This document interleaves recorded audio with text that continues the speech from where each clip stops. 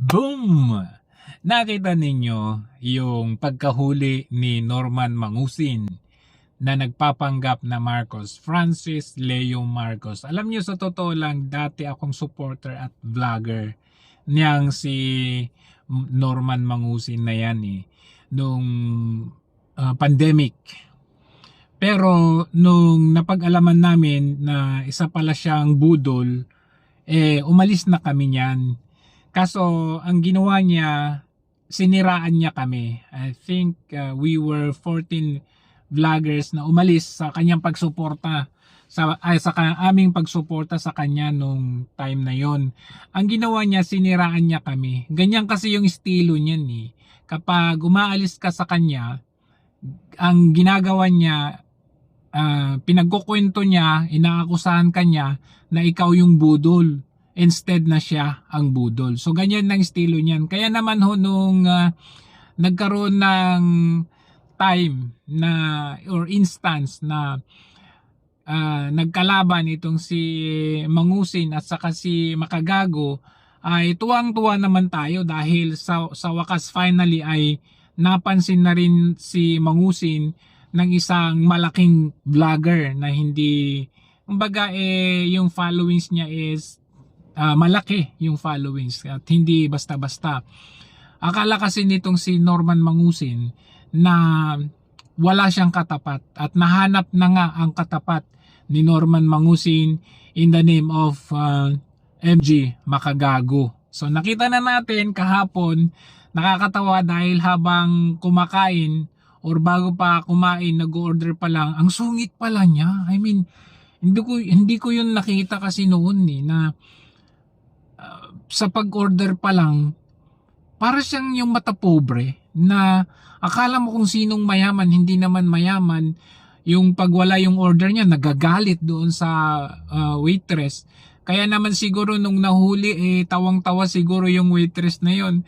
Ang order niya well done daw na steak, pero ang ang nangyari well done na sa huyo.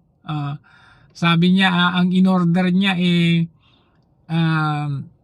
instead na pagkain ang isoserve sa kanya, warrant ang na-serve sa kanya. So makita mo hanggang sa huling panahon, pagkakataon, mayabang pa rin siya, no? Yung bang, kaya mo sila dyan, di yan totoo. Saan ba kayo maniniwala, sa abogado ko o sa kanila? Yun pala, yung kayabangan niya, yung katangahan niya at kayabangan niya, yun, nahuyo tuloy siya. At hanggang sa huling pagkakataon, nambudol pa rin siya. Ang tanong, nung naaresto ba siya, binayaran ba niya yung pagkain niya? Kasi hindi pa siya tapos kakakain pa lang niya, nahuli na kaagad Hanggang sa huling pagkakataon, nambudol pa siya. Hindi binayaran yung pagkain. Anyways, that is on the entertainment side. Although may mga legal actions against Mangusin, that is still on the entertainment side. Kasi sabi nga mismo ni Makagago, hindi ako political, sabi niya. Hindi ako political, wag mo na dito yung political, sabi niya ganoon. Kaya sa akin, entertainment, hindi siya political. Pero since tayo ay political vlogger, ang tatalakayan natin is politika. So i-connect natin itong yung pagkahuli ni Norman Mangusin sa politika. Ako po, don't get me wrong. Ako po ay 100% tuwang-tuwa na sa wakas nahuyo na naman itong si Norman Mangusin. Kasi ang dami talaga nitong mga OFWs na nagoyo. At in fact, isa nga kami doon. Dito sa Hong Kong, napakarami namin na nagbigay ng pera dyan sa taong yan na hindi naman namin alam kung talagang ibinigay niya sa humanitarian kuno niya. So ako, on that particular, I congratulate Makagago. At sa wakas ay kung makakapag-bail man, at least kahit papaano mabibigyan natin or nabigyan natin ng sample na hindi tama. I mean, biruin ninyo, nakulong na siya ng ilang taon. Pero pagkalabas niya, hindi pa rin siya nagbago. Ganun pa rin yung estilo niya, yung nambubudol ba. Kaya tama lang yang ginawa sa kanya.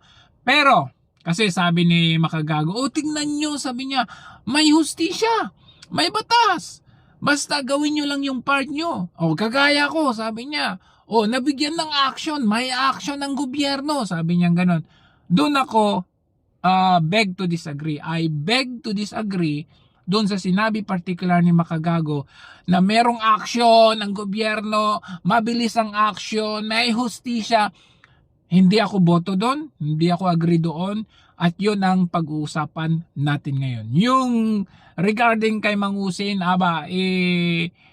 salamat naman at nahuli siya, pero that's on the entertainment side. But politically, I don't agree, I beg to disagree doon sa sinabi ni Makagago na punta lang kayo dito, mabilis ang action. Eto, ang masasabi ko doon is, mabilis ang action dahil Makagago eh.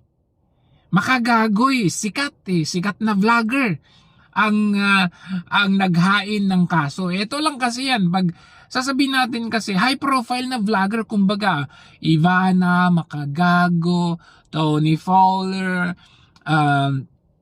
basta yung mga sikat. Maybe pag naghain ng kaso din si Boss Toyo, yung mga ganyan, 'di ba? Yung mga yan, bibigyan ng pansin yan. Kahit sa mainstream media, bibigyan ng pansin yan.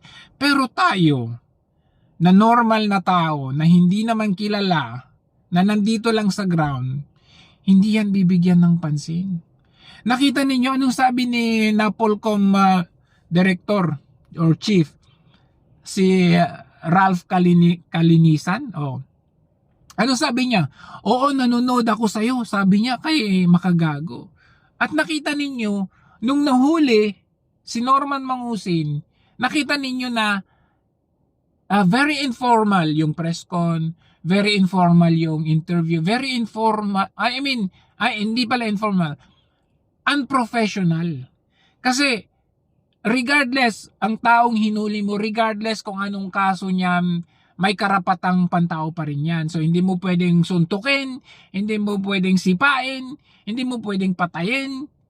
Pero ang nangyayari dito dito sa interview or sa press con after nahuli si Norman Mangusin, hinahayaan ba na kumbaga nagsagutan yung dalawa, kulang na lang magsuntukan yung dalawa, tapos pati si Kalinisan ganun din ang sinasabi niya, yung bang very unprofessional ba na dapat wala pa rin yung bias na porque lumapit si Makagago sa iyo tapos ganito may sinabi si Norman Mangusin sa iyo na ganito, parang dapat hayaan mong umusad yung batas, hayaan mong umusad sa korte, dinggin ng korte, o kaya kasuhan mo kung ano yung pinagsasabi ni Norman Mangusin sa iyo.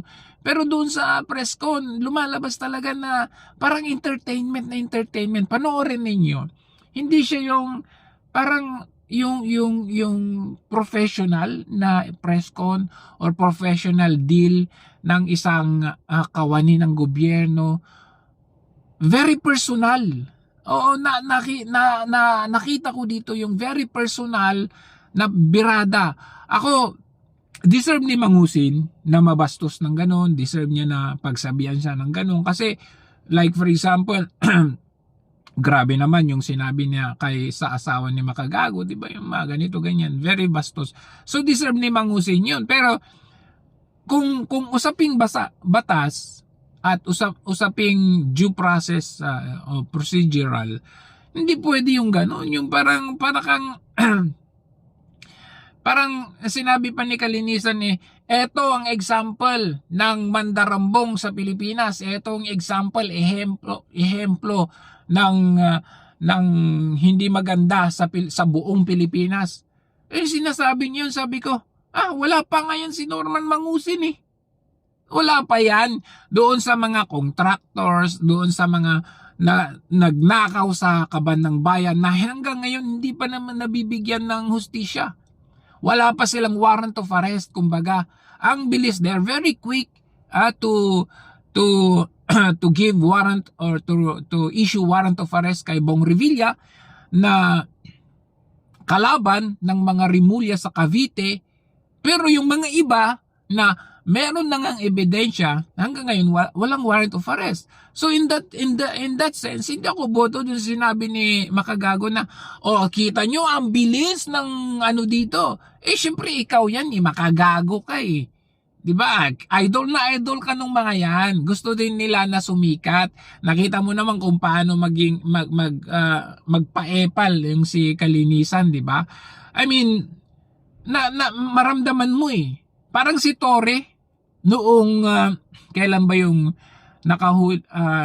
nung nahuli niya yung yung kalbo na nagwala doon sa road rage dati. Nagpa-press con agad si Torre. Makikita mo na meron yung parang special treatment, kumbaga. So, halatado mo na parang gusto nila din ng engagement or makilala, yung parang masabi na ganito. Kasi kung tutuusin, unjust vexation lang yan pero may press con. Di ba nakakatawa? Unjust vexation, hindi, okay, agree ako kay Makagago na hindi dapat nilalang yan. Pero kung tutusin, special treatment to kasi unjust vexation yung kaso. Ang daming unjust vexation na kaso dyan na nahuli yung tao na nag-unjust vexation pero wala namang press con. So dito makikita na merong special treatment kasi Makagago yan eh. Kahit na sinabi ni Makagago na butas ng karayom ang dinaanan ko to para ma-interview si Manny Pacquiao, para mapuntahan itong CICC, para mapuntahan itong Napolcom, Police at NBI. Naniniwala ko na butas ng karayom. Pero the first, una pa lang na marinig nila na Makagago ito, sikat na vlogger ito, siyempre meron talaga yung yung self prejudice. Kumbaga na, Makagago to. Sige, bigyan natin ng action. Pero pag normal lang na tao ang lumapit, yung literal na tatawanan lang. In fact, sabi ko, magbibigay ako ng mga ibang example dito na sa mga kawani ng gobyerno natin na involved naman sa corruption, may mga issue, pero hanggang ngayon wala pang warrant of arrest. Pero itong si Norman Mangusin na tama naman yung sinabi niya na nauna siyang nag-file ng kaso kay Makagago pero nauna siyang may warrant of arrest. Di ba nakita ninyo yun? Na dito mo makikita na kapag malakas ka, makukuha mo kaagad ang hustisya. Makukuha mo kaagad yung gusto mo kasi malakas ka eh. Let's not forget, Makagago yan. I mean, huwag na tayong magkunwari pa. Huwag na tayong magpaka dito na hindi. Kasi sinasabi ni Makagago, lang naman tayo malit na vlogger o Hindi ako naniniwala doon. May effect. In fact, nung dumating si Makagago sa buhay ni Norman Mangusin, doon na nagka-leche-leche ang buhay ni Norman Mangusin kasi hindi pipitsugin ang kalaban ni Norman Mangusin. Whereas nung kami po ay mga pipitsuging, mga vloggers, kayang-kaya ni Norman Mangusin. In fact, etong si Makagago na sikat, malaking tao, malaking vlogger, medyo nahirapan si Makagago. So, how much more sa kami? Pero, since Makagago, nagamit niya, I mean, hindi naman literal na ginamit niya yung power niya or yung kasikatan niya, pero may effect kasi kapag malalaking tao, high profile na vloggers yan. Ivana, Boss Toyo, pag yung mga ganyan, makakarating yan sa mangunguna pa yan sa Raffy Tulfo in Action, yung mga ganon, sa Napolcom, sa NBI, mangunguna yan sa listahan. Pero pag tayo mga maliliit na tao, pipila pa tayo, o aantayin pa natin, pagpasapasahan tayo dito, doon, punta ka dito, punta ka. Pero pag high profile yan na tao, okay, na-consider ko na high profile si Makagago. Instant action yan. Ako tuwang-tuwa ako na nakulong. Nahuli itong scammer na to na mambubudol na hindi pa nagbabago hanggang ngayon. Pero politically, iset aside natin sa entertainment, pero politically, nakita natin ang example ng usurpation of authority, abuse of authority ito. Kasi nakita nyo, naunang nagsampa ng kaso yung isa pero mas nauna siyang nakakuha ng warrant of arrest. Doon pa lang is abuse of authority kasi may shortcut eh. Syempre kilala yan eh, makagago yan eh. 'Di ba? Yun yung ano natin diyan yung sa pagkahuli ni Mang Hussein, happy. Clap clap clap. Pero dito natin nakita na it exemplifies na ganun pala kadali makakuha ng hustisya, madali yung action kapag kilala ka, kapag nandito ka, kapag ikaw ay nandito, well, magantay-antay ka, 'di ba? Even murders, ang dami mga kaso ng mga murders diyan na kinasuhan yung tao, may suspect na, may ebidensya na, hanggang ngayon wala pang ebidensya. And the worst, na di-dismiss pa. I will give you one example sa ating mga kawani ng gobyerno. Kagaya nito basahin ko na lang kagaya nito si Manix Delipe. Si Manix Delipe ang House Majority Leader ng House of Congress. Kasalukuyan, ang kaso niya ay falsification of legislative documents. Noong Pebrero 2025, sinampahan si Dalipe kasama sina dating Speaker Martin Romualdez at Representative Zaldico ng 12 counts ng falsification of legislative documents sa Office of the Ombudsman. 2025 pa to, last year Ang reklamo ay sinampa ni na dating Speaker Pantaleon Alvarez at ng grupong Citizens Crime Watch kaugnay ng umano'y irregularidad sa pagpasa ng 2025 national budget. Tinawag ito ni Dalipe na politically motivated. Next, graft and corruption allegations. May mga aligasyon din na katiwalian na ibinabato laban sa kanya kaugnay sa national funds at ang kanyang papel sa small committee ng 19th Congress. Binatikos din siya umano sa malaking pagtaas ng pondo para sa kanyang distrito sa Zamboanga. So, di ba? I mean, tingnan ninyo.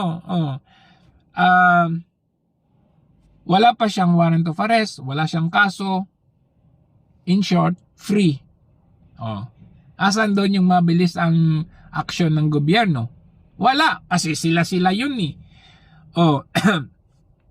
Si Dong Gonzales naman, ito si Dong Gonzales naman ng Pampanga. Sa kasulukuyan, sabi, si dating House Senior Deputy Speaker Aurelio Dong Gonzales Jr. ay hinaharap ang mga reklamo at investigasyon na may kaugnayan sa katiwalian at conflict of interest, particular na ang bansag sa kanya bilang isang kontraktor. Okay, number 1, Anti-Graft and Corrupt Practices RA 3019. Conflict of interest inanunsyo ng Office of the Ombudsman noong Nobyembre 2025, last year ito na muli nilang iniimbestigahan si Gonzales dahil sa umano'y pagpapatakbo ng negosyong construction habang siya ay nanunungkulan sa Kongreso. Ayon kay Ombudsman Boying Remulla, ito ay isang prohibited activity sa ilalim ng batas. Pero hanggang ngayon, walang warrant of arrest, walang investigasyon. Ano pa? Ito, 611 million flood control projects. Isang graft complaint ang nakatakdang i-refile laban sa kanya kaugnay ng pagkapanalo ng kanyang AD Gonzales Jr. Construction and Trading Company na may pag-aari ng kanyang pamilya sa mga proyektong flood control sa Pampanga noong 2023. Marcos Jr. administration ito. Kasama sa inirereklamo ang kanyang mga anak na sina San Fernando Vice Mayor Aurelio Benz Gonzales at Rep. Alyssa Mika Gonzales. Pero hanggang ngayon, wala pang warrant of arrest. Okay? So tell me, saan doon yung mabilis? Ano pa yung issue niya? Bilyong-bilyong kontrata Ayon sa pagsusuri ng mga ulat tulad ng Billionaire News Channel at Rappler, ang mga kumpanyang dikit sa pamilya Gonzales ay nakakuha umano ng mahigit 2.8 billion na halaga ng mga proyekto mula sa DPWH sa loob ng ilang taon.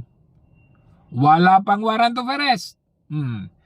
Flood control fiasco, kasama siya sa 10 mambabatas na iniimbestigahan ng ombudsman kaugnay ng mga irregularidad sa mga flood control projects sa bansa. Hanggang ngayon, wala pang warrant of arrest. Asan doon yung mabilis? So, ayun na. Ito, next si Stella Kimbo. Okay, usapang warrant of arrest. Kasi hanggang ngayon, wala pa silang kaso, walang warrant of arrest, hindi sila iniimbestigahan. Sa kasalukuyan, si dating Marikina Representative Stella Kimbo ay naharap sa ilang legal na reklamo at issue na may kaugnayan sa kanyang mga naging papel bilang chair or acting chair ng House Committee on Appropriations at sa nakaraang 2025 elections. Una, falsification at graft 2025 national budget. Anong kaso? Kasama si Kimbo sa mga sinampan ng 12 counts ng falsification of legislative documents at paglabag sa Anti-Graft and Corrupt Practices Act sa Office of the Ombudsman noong Pebrero 2025. Last year pa, Pebrero. Ang dahilan, ang reklamo ni sinampan ni na dating Speaker Pantaleon Alvarez at Attorney Ferdinand Topacio ay nag-ugat sa umano'y blank items. So maalala ninyo yung blank items nung GAA 2025.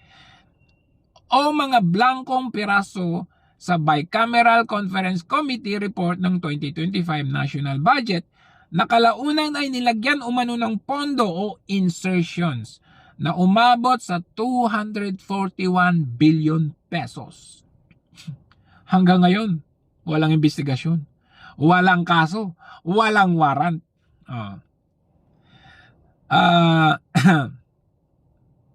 So yun, ano pang ibang issue? Yan.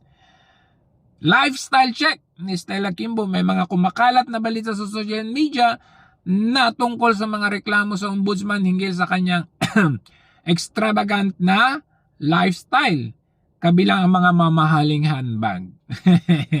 Ngunit ayon sa mga fact check nung huling bahagi ng 2024, wala pang opisyal na kasong isinasampa ang ombudsman tungkol dito. Siyempre, sila-sila yan. Iyon ang problema kapag magkakasama kayo. Pero pagkalaban nyo, sobrang bilis ng warrant of arrest. Ganun lang yon.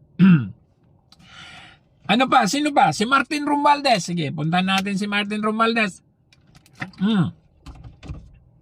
Sa kasalukuyan, si dating House Speaker Martin Romualdez ay hindi nahaharap sa anumang kaso ng murder.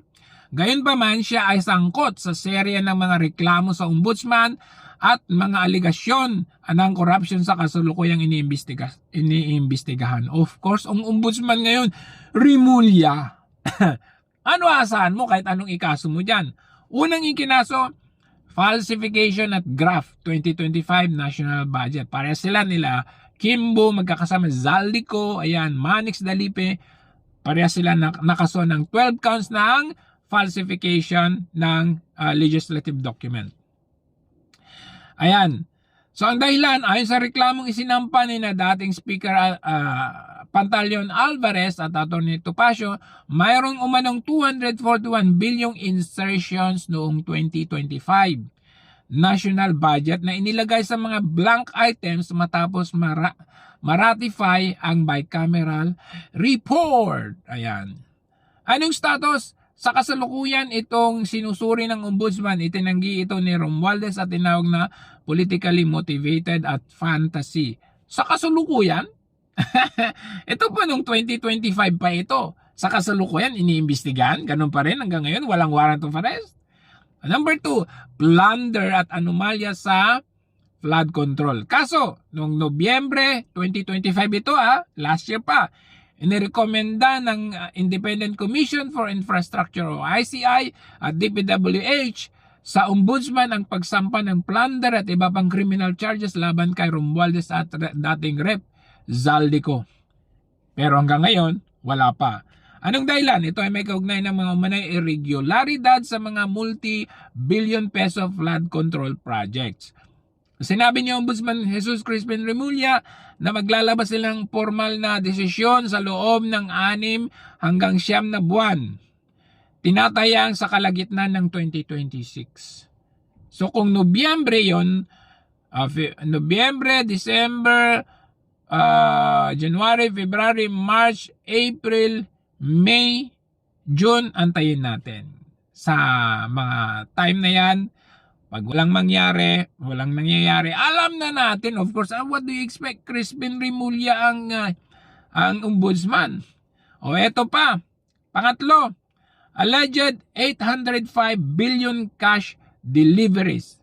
Ang issue, noong Pebrero 24, 2026, lumabas ang 18 dating miyembro ng Philippine Marines at nag-aliga na nag-deliver sila ng kabuuang 805 billion na cash sa loob ng mga maleta kina Pangulong Marcos Jr. at Romualdez. Ang depensa, maring itinanggi ni Romualdez ang aligasyong ito at tinawag itong pure fiction or fairy tales. Paninira lamang para sa 2028 elections. Binigyan din ng mga eksperto na ang ganitong kalaking halaga ng cash ay aabot sa 800 metric tons at hindi kakasya sa mga maleta. Nakita niyo kung gaano sila kabilis na dinidismiss ng mga ganito? Sinabi nila yung 18 daw na Marines na yan, 2 daw doon ay never daw naging membro at yung iba daw doon ay summarily dismissed dahil daw sa mga kabalbalan. Nakita niyo ang bilis nilang i-dismiss yan. Pero kapag ang lumabas at nagsasalita ay pumapabor sa kanila, anong gagawin nila? I mean, kapag ang lumabas ay nagsasalita at against sa kanila or pumapabor sa kanila, halimbawa may vlogger na lumabas ang nagsalita against sa kanila, iimbestigahan nila kaagad yan. May warrant kaagad yan. Kakasuhan kaagad nila yan. Pero pag ang lumalabas ay hindi pabor sa kanila, they're very quick to dismiss na, eto, hindi po legit yung kanyang notary. Eto, hindi po yan kasama sa ano. Sabi nila, yan si Zaldico, siya yung involved dyan at hindi kami. Itong 18 Marines, anong sabi nila? Na summarily dismiss. Kumbaga sisiraan nila, character assassination, babalik ta rin nila para sila ay maabsuelto. Ganun ang estilo nila, dismiss nila kaagad.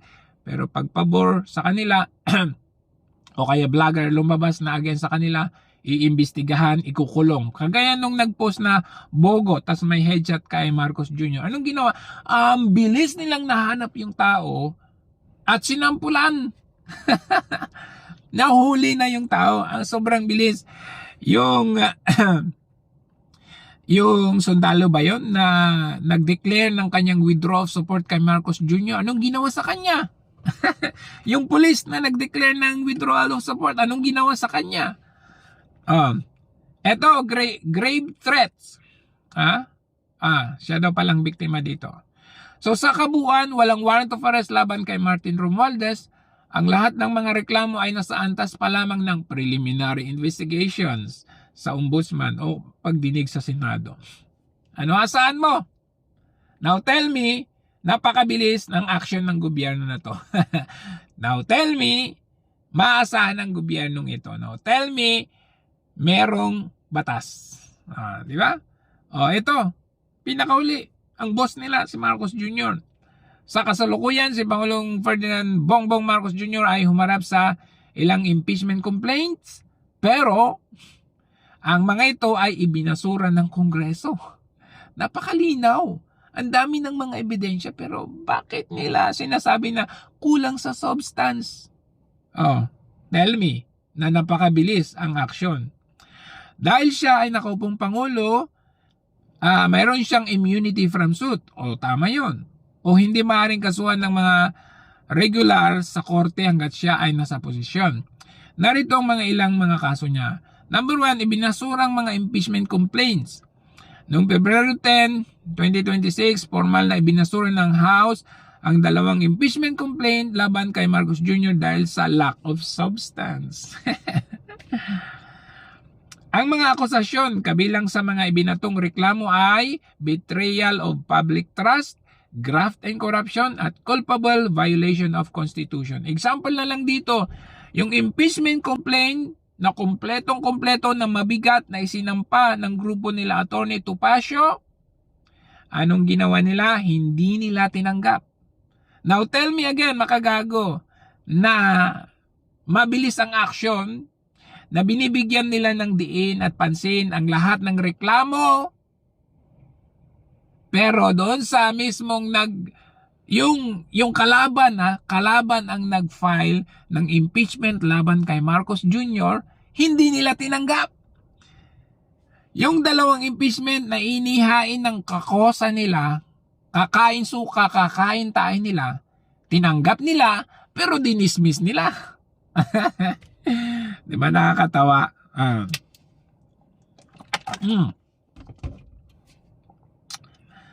Ang mga reklamo dahilan ay nag-uugat sa mga sumusunod ang pagpayag ng kanyang administrasyon na maaresto at madala si dating Pangulong Rodrigo Duterte sa ICC. Ito kunwari first impeachment complaint ng grupo ng ewan ko kung anong grupong yon, pero dinismiss din nila. Okay. Ito, alegasyon ng 805 billion cash on delivery. Noong huling bahagi ng Pebrero 2026, lumabas ang mga alegasyon mula sa ilang dating miyembro ng Philippine Marines, yung 18 Marines, na nag-deliver umano sila ng 805 billion na cash sa Pangulo at kay Martin Romualdez. May mga inilabas na mga litrato dito, larawan na. Tinawag ito ng Malacanang na preposterous, pure fiction, at fairy tales na layon lamang umanong sirain ang administrasyon. Pero hindi nila iniimbestigahan. Kung talagang fair ang gobyernong ito, regardless kalaban man yan o hindi, dapat i-entertain pa rin nila. And then, pag in-entertain nila, in-investigate nila, na-find out nila na peke pala yung ebidensya, then dismiss nila. Pero yung may inilabas sila, they're very quick to dismiss, then unfair. Pero pag katropa nila, dismiss ka agad. Di ba? Dismiss ang kaso, wala nang kaso, kagaya nito. Tingnan nyo, ito. Yung anak ni Crispin Remulla, di ba? Dismiss. Sa kasalukuyan, February 2026, si Juanito Jose Diaz Remulla III, ang panganay na anak ni Ombudsman Boying Remulla, ay absuelto na sa kanyang pangunahing kaso sa illegal na droga. Ang status ng kaso, drug possession. Decision. Noong Enero 6, 2023, pinawalang sala ng Las Piñas Regional Trial Court. Siyempre, ang boss nila dyan is si Remulla, DOJ. So, ang boss nila, si Remulla, alam ka naman hindi nila didismiss. Anak niya yun eh. Okay. Dahilan ng pagka-absuelto, reasonable doubt. Ayon sa korte, hindi napatunayan ng prosecution na alam ng akusado na may lamang illegal na droga ang pake sa kanyang tinatanggap. Paano nangyari yon? Sino nag-order? Di ba siya? Paano hindi niya alam? Chain of custody lapses, sabi niya. Nakakita ang hukuman ng mga pagkukulang sa pagsunod sa tamang procedure ng mga otoridad, partikular sa paghawak at pag-imbentaryo ng nakuhang ebidensya. Okay, naputol yung chain of custody. Naputol yung chain of custody ng ebidensya. Pero hindi ibig sabihin na inosente siya. Maaaring nagkaroon ng lapses doon sa pag-handle ng ebidensya, pero hindi ibig sabihin na siya ay inosente. Maling pangalan. May mga ulat din na mali ang pangalang nakalagay sa shipping form. Jose Juanito Remulla sa halip na Juanito Jose Remulla III, na nagdagdag sa duda ng korte. Ang tanong, bakit dinala sa bahay niya? Iyon ang tanong. Bagamat absuelto na sa possession, may mga inihayng hiwalay na reklamo laban sa kanya sa Pasay City Prosecutor's Office kaugnay ng parehong insidente. Illegal na importasyon of dangerous drugs, violation of Customs Modernization and Tariff Act. Okay. Naristo si... Okay. So, hanggang ngayon, 2023 pa to, wala pang nangyayari. So, ang tanong natin ngayon, sa political side, okay? Sa political side, hindi ako naniniwala or agree sa sinabi ni Makagago na ang bilis ng action ng gobyerno natin. Magtiwala lang tayo, gagawa sila ng solusyon sa mga kaso. Pero, in reality, hindi po yan totoo. Dahil malaking tao, high profile vlogger si Makagago, binigyan action yan kaagad. Pero, pag halimbawa si Makagago ang kalaban niya ay mas malaki pa sa kanyang tao, mas high profile pa sa kanya, do you think bibigyan ng pansin si Makagago? Ang bibigyan nila ng pansin yung mas high profile pa sa kanya. Eh nakita nila maraming basher si Norman Mangusin. Maraming basher, medyo ano na siya, ang dami niyang violence, hindi magandang ginawa. Kaya syempre, dito tayo kay Makagago. Diba? Again, on the flip side, yung ginawa ni Norman Mangusin, unforgivable yun. Ang dami niyang mga nilokong mga OFWs, yung mga nanays, milyon-milyon ang pinag-usapan dito, hindi lang barya. Pero, wala pa rin siyang remorse, wala siyang awa, wala siyang mercy, wala siyang pagbabago sa kanyang buhay, yun ang problema sa kanya. So, deserve niya pa rin yung, deserve niya yung makulong, mahuli, tama lang yun sa kanya. Pero, yung procedure na ginawa sa kanya, although sabihin na natin, malamang may warrant of arrest nang lumabas si Norman Mangusin pero hindi niya pinapansin. Hindi siya nag-bail bago siya hulihin. So hinuli siya. Yun yung due process. Pero yung nauna siyang nagkaroon ng warrant of arrest, kahit na yung isa ay mas naunang nagsampa ng kaso, medyo may question doon. So, ayan politically, hindi ako naniniwala. Pero entertainment side, palakpakan. Bravo, salot, at pumasok sa butas ng karayom si Makagago, nilagay niya rin sa alanganin ang kanyang seguridad, binigyan niya ng time para magbigyan ng hustisya ang mga OFWs at yung mga nahut-hutan nitong si Norman Mangusin. Pero ulitin ko, sa gobyerno natin, hindi ako naniniwala.